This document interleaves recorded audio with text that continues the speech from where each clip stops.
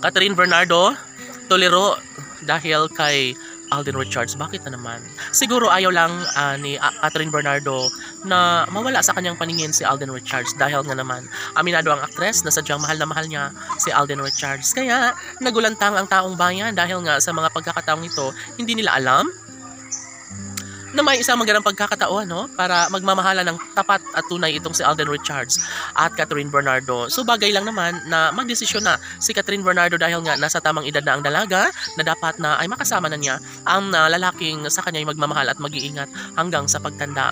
Syempre, hindi na madali para kay Catherine Bernardo ang limutin ang lahat sa kanilang pinagdadaanan ni Catherine Bernardo dahil nga isa lamang ang tanging hinahangad ni Catherine Bernardo ang mamuhay ng mapayapa at maligaya na may basbas sa kahitasan. Syempre, ang pagmamahal at pag-iibigang kanyang pinangarap ay maisa katuparan sa ngalan ng pag-ibig na nagmula kay Alden Richards, no? Syempre, madali ito para kay Catherine Bernardo na baguhin ang isang magandang desisyon.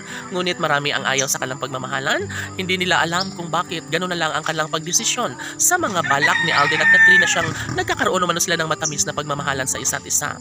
So, isa lamang ang hangarin ng dalaga na sana'y magkaroon siya ng maligayang buhay kasi piling ang lalaking mamahalin niya na si Alden Richards. Kaya gano'n na lang, tuliro ang dalaga dahil nga ayaw na ayaw talaga ng aktres na susukuan siya ni Alden Richards na baka ayaw si Alden Richards sa kanilang matamis na pagmamahalan.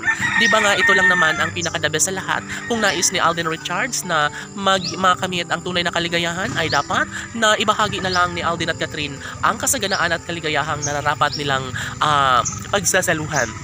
Opo, marahil marami ang mga bashers na umaaligid para mawasak ang relasyon ni Alden at Catherine. Hindi sila magpapapekto at kailanman ay hindi pinangarap ni Alden at Catherine na mabigo sila sa kanilang tunay na nararamdamang pagmamahalan sa isa't isa.